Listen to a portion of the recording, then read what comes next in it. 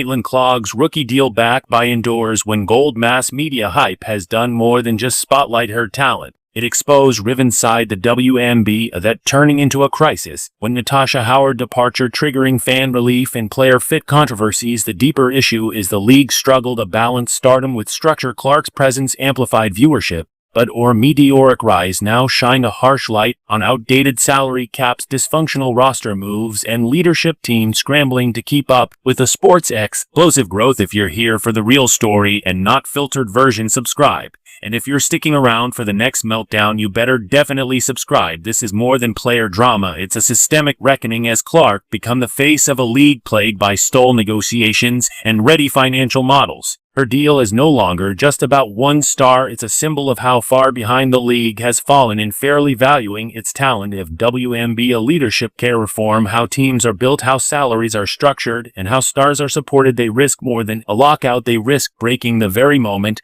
Clark helped ignite. Caitlin Clark's salary deal was supposed to be a turning point, a celebration, a sign that the WNBA was finally catching up the moment, paying his most visible star something that resembled market value. Instead, it sparked a backlash, not just from fans and analysts, but from inside the league itself. Now the WNBA is facing serious accusations, structural inequity, player mismanagement, and most explosively racism. The backlash can come out of nowhere. It's been simmering for weeks, and Clark's new deal just do gasoline on the fire. Because while she's secure in a high-value contract, licensing deals, and brand partnerships, the league's long-standing veterans and high-performing players are still locked into salary structures that feel outdated and bare and wildly disconnected from the sport's new commercial reality. And now the conversation's reached a boiling point. People are just asking why Clark's getting so much attention. They're asking why, in a league where black women have cared for decades, the rise in salaries, media spotlight, and the licensing windfall seem to be half running now. When a young white rookie steps onto the court, the optics are bad, the numbers are worth, and a league's leadership doesn't seem to have a clear answer for any of it. Let's talk about what actually triggered this. Clark's recent salary arrangement was already controversial. Yes, she's the face of a new era. Yes, her presence has exploded viewership.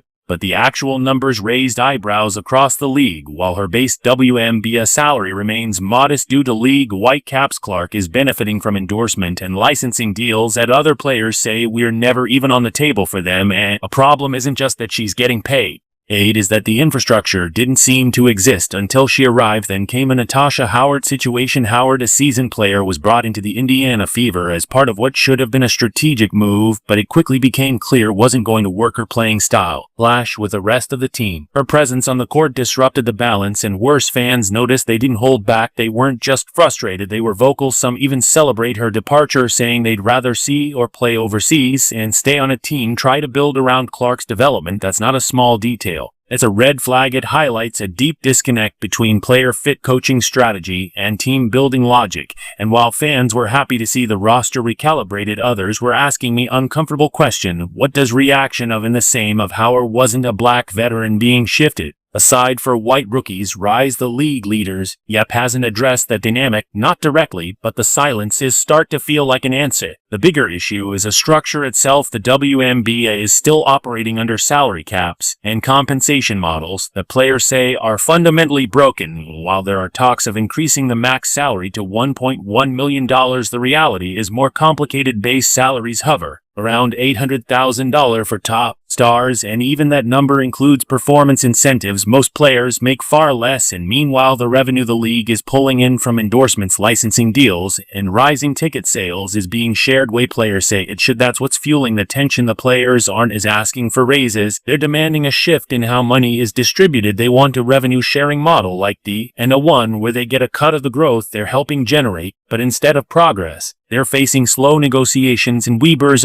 This is unfolding under the shadow an expiring collective bargaining agreement. A temporary 30-day extension was granted, but time is running out. If a new agreement is reached soon, the league face a lockout. Worse, the 2026 season could be canceled entirely. This is not just a salary dispute, it's a crisis made worse by timing. Because while Clark is being celebrated in leverage as a league savior, the underlying economic model still undervalues the very athletes who built the WNBA foundation, and those athletes are noticing. They're speaking up. They're watching as a new wave of commercial success washes a little league but doesn't reach everyone equally. That's where the accusations of racism start gaining traction. They're not rooted in Clark's presence. No one's blaming her for taking opportunities. The issue is about structural favoritism, about how the system suddenly became more flexible, more profitable, and more marketable when the face of the lead changed. Players are asking why I took this long for revenue opportunities to emerge, and why those opportunities didn't arrive when they were breaking records and winning. Meanwhile, fan pressure is intensifying. How departure from a fever wasn't as a front office decision, it was driven by fans, and meant fans were vocal about one or off the team, saying she disrupted chemistry and didn't align with the future. That kind of vocal feedback is becoming a trend. Fans are no longer the spectators, the influencing decisions. And while that may sound empowering, it's also raised alarms, because the loudest voices aren't always the most thoughtful. And when fan opinions too are shaping player futures, the risk of bias, subtle or not, becomes very real. This isn't just about Indiana's roster, it's about the entire league. Caitlin Clark's stardom is a double-edged sword. She's elevated the league's profile like few others,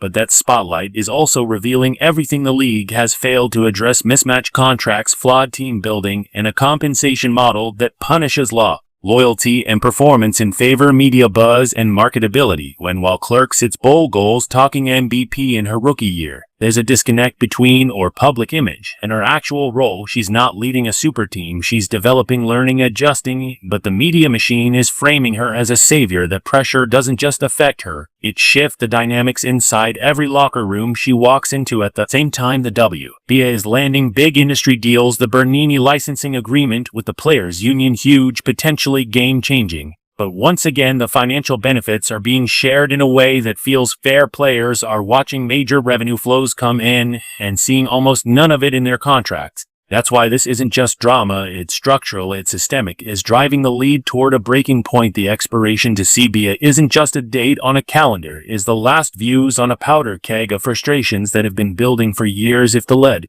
does restructure how it values and support players, all players, a risk blowing up momentum had spent decades fighting for, because you can't build a sustainable sports league on broken foundations, not when your biggest stars feel unprotected, not when your veterans feel overlooked, and not when the next generation in town is being asked to carry the weight of a system that still hasn't fixed itself. Caitlin Clark is not the problem, but the way the league is handling her rise is making every problem worse. And unless leadership steps in with serious structural reforms, revenue sharing, and a commitment to equitable growth, the WNBA could find itself would record breaking viewership. And no season of less know what you think. Is this really about money, or the league's entire structure failing to evolve with its success? Drop your thoughts in the comments, hit like if you think the league owes his players more transparency, and subscribe more. The story behind the WNBA biggest conflict continues. The tension in the WNBA isn't just a contract dispute anymore, a full-blown identity crisis zen around power perception and who actually benefits when women's sports start making real money. The rise of Caitlin Clark should have been to unify moment. A rising tide lifts all players. Instead, it exposed a raw nerve within the league. The disconnect between visibility and value, and a widening gap between what the league looks like on TV and how it actually operates behind the scenes. Let's break it down, because this isn't just about Clark's salary or one missive veteran or a licensing deal gone wrong. It's about a system that finally attracting big money, big attention, but still operates like it's too. With the league now as its most marketable star years, Caitlin Clark's every move is covered by national media. Her games are getting primetime placement, her jersey sell out. She's been positioned by fan sponsors in the league itself as a face of the future. But what happens when that future does include everyone else? That's what current and veteran players are starting to ask, because while Clark is cashing in on endorsements and signing licensing deals, many of her teammates and peers are still stuck negotiating contracts with an outdated, rigid salary cap system, a system where even top-tier players, the kind who carried franchise of a year, they still make a fraction what many NBA earn, and now, in some cases, even less than their newest rookie team makes outside court. Let that sink in. You got players with years of all-star little production grinding to travel chaos off-season, overseas play, and league marketing duties, watching a rookie instantly eclipse them in visibility, commercial deals, and influence. And the reason, not just talent, but marketability and, yes, race in the elephant in the room, and one that finally being addressed. For decades, black women have been a backbone of the WNBA. They've been a top scorers, the MVPs, the faces of franchises, but their commercial reach has been limited. Sponsorship deals have been few and far between. They've dominated court, but rarely the billboards. So when Caitlin Clark's star power triggered a sudden flood of money, marketing and corporate engagement, it wasn't just exciting, it was frustrating, because the infrastructure, the deals, the attention, the media investment suddenly existed not because the tower was new, but because the packaging was different. This is where the accusations of racial disparity begin to stick. No one is denying that Clark is a generational shooter with incredible potential, but the question isn't, is Clark good? It's why did the system only become generous, flexible, and financially responsive when she arrived? And it's not just about perception, it's about policies. Clark's licensing deal, for instance, highlight a massive gap between revenue opportunities and player pay. The money deal with the unions should have been a celebratory moment. Finally, players could benefit from their own likenesses, but the structure still favors select names. There's no transparency, and our profits are shared, and no confidence that the players driving his new entries will actually see long-term returns. Is the same story to proposed salary increases. The league talks about raising the max contract to $1.1 million, but a fine print reveals most of that is tied to incentives. Base salaries have a much lower, around $800,000 at best, and most players are getting close to that. For the majority of the league, the number is six figures, low six figures. Our league signs new media deals, sponsorships, and licensing agreements powered by viewership surge directly tied to Clark's presence and the hard work and players around her. So when Natasha, how his name became a lightning rod, it wasn't just about one roster change, it was about how fast the league was willing to move on from a veteran to protect a new star. Howard didn't fit the system. Her shooting stats were off, her energy didn't mesh with the rest of the Indiana Fever's roster, but the backlash wasn't quite it. Fans were loud about wanting her gone, and they got what they wanted. That raised even more eyebrows, because fan influence, while powerful, is also messy. It's not immune to bias, is not always strategic. And when a veteran black player is pushed out for disrupting a white rookie's rhythm, it sends a signal, or intentional or not. Now, the fans were celebrating Clark rise, or also question the league's motives. Is this the start of true investment in women's basketball? Or is it just a one-star project? Because it started feel like the entire WNBA is being packaged around one face, while others are being sidelined or silenced. And here's where it gets worse. Everything is happening under the threat of lead shutdown. The collective bargaining agreement extension is almost up. The union and the league are still deadlocked. Players want revenue sharing. They want contracts that reflect their role in the league's growth. They want infrastructure that values more than just stop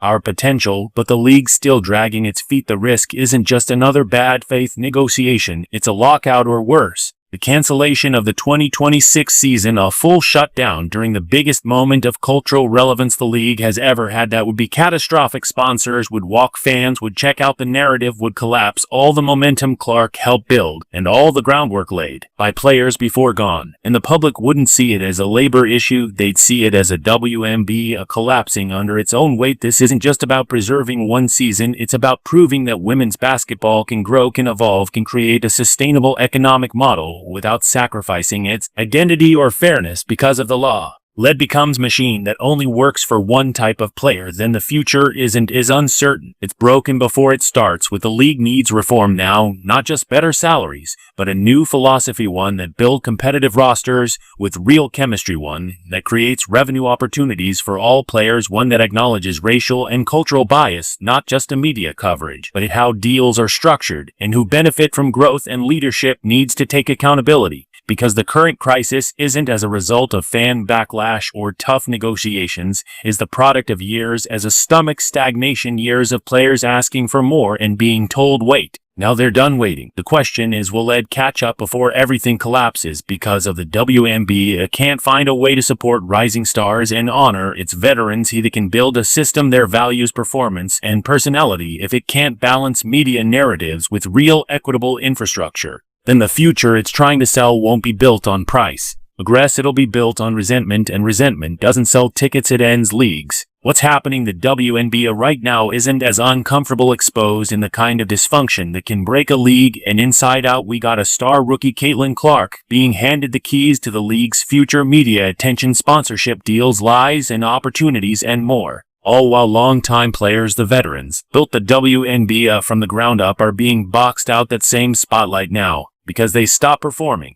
but because the league suddenly discovered its commercial potential the moment a new face arrived. There's no way around it. This feels personal for a lot of players, and not just because of money, but because of what that money represents. For decades, black women have carried the league, not hypothetically, statistically. They led in points, rebounds, assists, steals. They've been MVPs, champions, Olympians, but until recently they weren't being offered these headline-grabbing deals or front-page profiles. Now with Clogs' rise, the money is suddenly flowing, but only in one direction. The contrast isn't just awkward, it's the stomach, and the silence from league executives is making it worse. The WNBA spent years begging for attention. Now it has it. Clark brought in millions of new fans. Ratings are up. Merges selling. There's buzz. But instead of using that momentum, everyone the league seems focused on building around one narrative: the rise of a single player. And when that player's white and a league dominated by black athletes, the imbalance isn't just about raise, it becomes inseparable from it. And Aces versus Mercury. This isn't Clark's fault, no, and blaming her for being of an arm or for capitalizing on her moment. She earned her place, but it's a system that under fire. The fact that it didn't make the same opportunities available to players like Io Wilson, Igo Gumbo, or Chelsea Gray when they were dominating the court, or even now while they still are. Wise one player's popularity enough to reshape the league's financial structure, while years of elite performance from others was met with indifference. That's the question that fueling the resentment, and it's not going away. Then there's the matter fit, because this isn't just about endorsements and salary, it's also about how teams are built around stars. Clark was brought into Indiana as a future,